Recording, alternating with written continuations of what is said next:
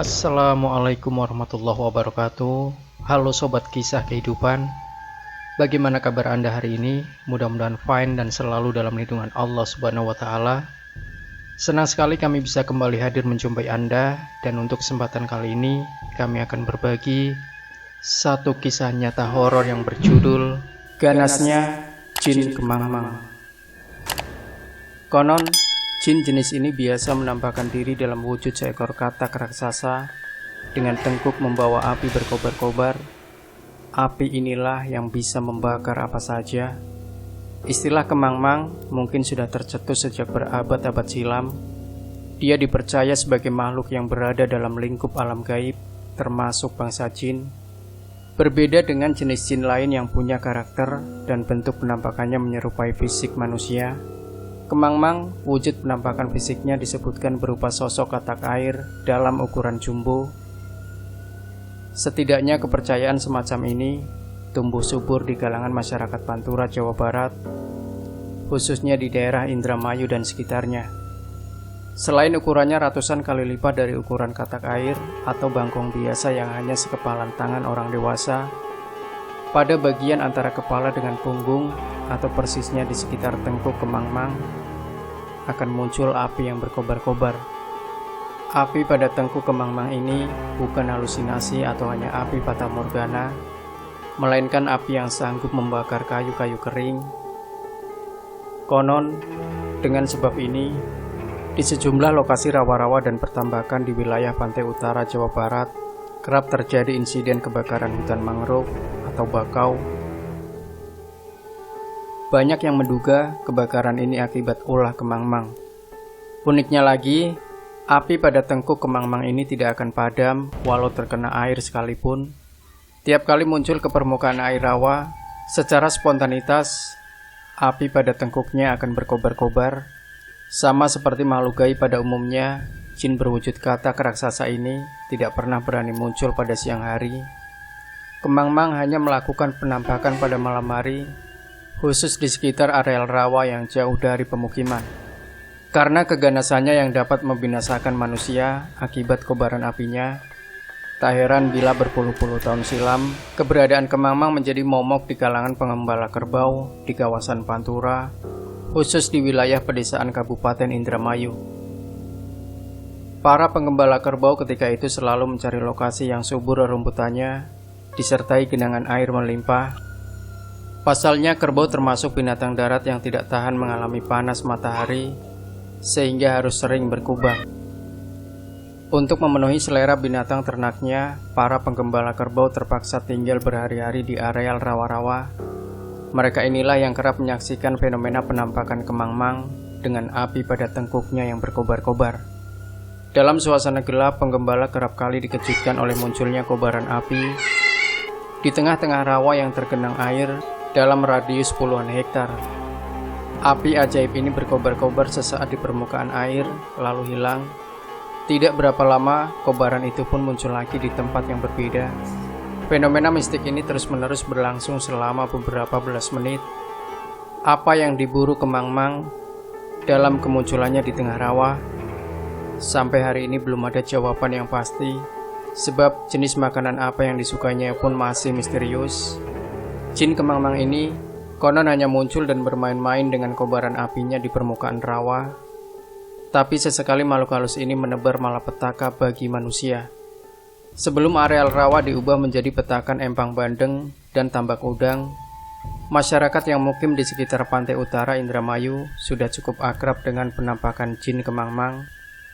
Bahkan sampai saat ini pun disebutkan jin dalam wujud katak raksasa dengan tengkuk menyala-nyala itu masih muncul sewaktu-waktu, terutama di lokasi yang jauh dari pemukiman penduduk. Uniknya lagi, keberadaan kemangmang di satu sisi kerap dinantikan karena sebagai isyarat atau petunjuk kemakmuran pangan di desa setempat. Namun di sisi lain, tidak ada seorang pun yang berharap akan bertemu dengannya. Bukan hanya cedera, bahkan nyawa pun jadi taruhannya. Setidaknya hal seperti itu dialami oleh dua orang penggembala kerbau di areal rawa-rawa Blok Rawa Tengkele, Desa Krimun, Kecamatan Losarang, Kabupaten Indramayu, Jawa Barat. Carkiman 23 tahun, warga Genteng, Kecamatan Kandang Haur, Kabupaten Indramayu. Bersama teman seprofesi, Tarim 45 tahun yang tinggal di desa tetangga dengan Carkiman, dapat dicatat sebagai aksi mata yang menyatakan kalau Kemangmang memang masih ada. Peristiwanya terjadi waktu Carkiman bekerja sebagai buruh gembala kerbau pada juragan di desanya. Statusnya hanya pawongan atau buruh gembala kerbau milik Haji Ridwan. Carkiman mendapatkan tugas menggembalakan 10 ekor kerbau berbagai jenis kelamin dan usia. Upah jasa sebagai buruh gembala kerbau bukan berupa uang cash, melainkan berupa gabah tiap usai panen musim rendeng. Untuk mendapatkan lokasi yang cocok bagi binatang gembalanya, Carkim memilih menetap di sekitar rawa-rawa blok Rawatengkele, berlokasi di luar wilayah desa tempatnya tinggal. Di tempat itu tidak hanya dia sendiri, beberapa buruh gembala kerbau lainnya pun menetap di lokasi yang sama, sehingga puluhan ekor kerbau memenuhi kawasan rawa-rawa tersebut. Dari sejumlah buruh gembala kerbau yang ada, Tarim merupakan penggembala yang paling ramah, serta sangat akrab dengan Carkim. Sama seperti halnya Carkiman, pria Parubaya itu pun hanya berstatus buruh gembala. Malam itu di kawasan rawa masih gerimis, sisa hujan tadi siang. Carkiman dan Tarim sepakat tidur bersama dalam gubuk milik Haji Ridwan.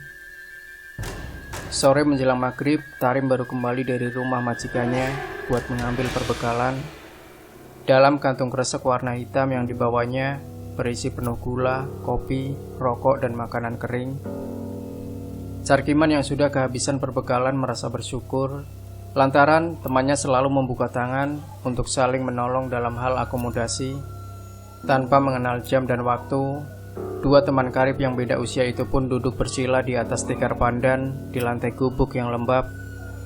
Dua cangkir kopi masih mengepulkan asap dengan baunya yang gurih, ditingkahi kepulan asap rokok kretek murahan dari lubang mulut keduanya. Untuk mengisi malam, Tarim paling banyak bicara. Dia dengan bangganya menceritakan setumpuk pengalaman sepanjang karirnya sebagai penggembala kerbau. Selain pengalaman manis dan pengalaman pahit dalam hal ekonomi, sebagian diantaranya berkaitan dengan pengalaman mistis yang sangat mencekam.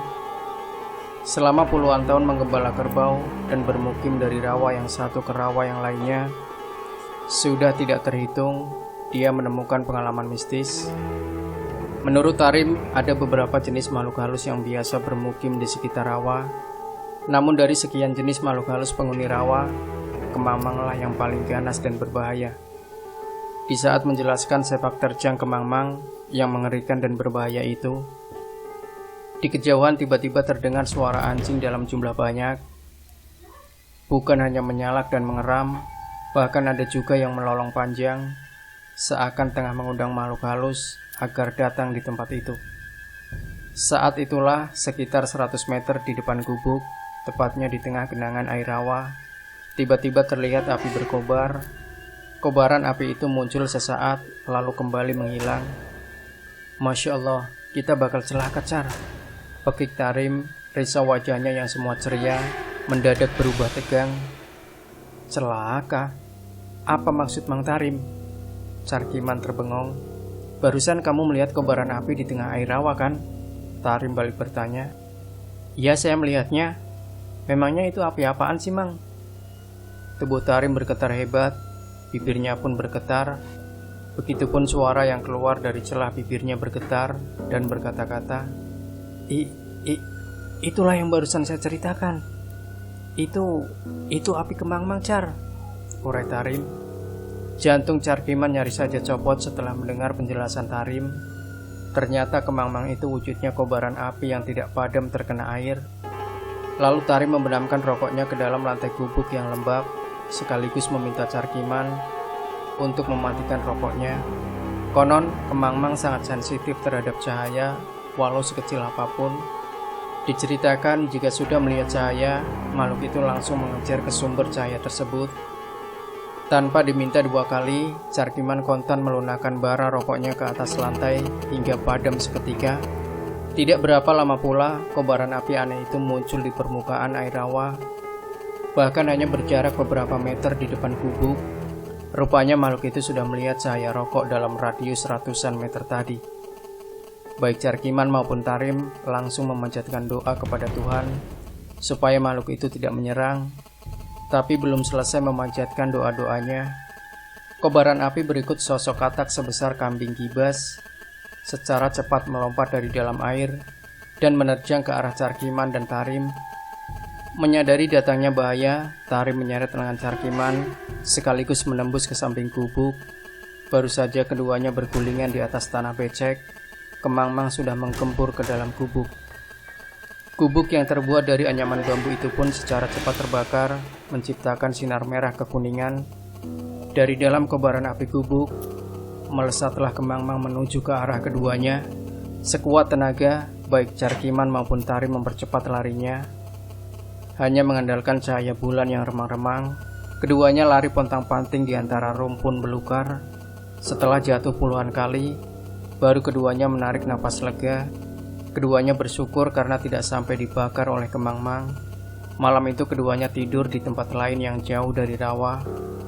Keesokan paginya, barulah keduanya mendatangi tempatnya kejadian semalam. Ternyata di gubuk yang tersisa hanyalah puing-puing hitam, sisa arang gubuk. Demikianlah sekilas cerita mengenai keganasan Kemang-Mang. Hantu jenis ini di tempat lain bisa jadi juga ada, hanya namanya yang pasti berbeda. Demikian sobat kisah kehidupan, jangan lupa berikan komentar Anda, like dan share video ini, subscribe channel kisah kehidupan, dan kembali nantikan kisah-kisah nyata misteri terbaru dari kami. Sampai jumpa, wassalamualaikum warahmatullahi wabarakatuh.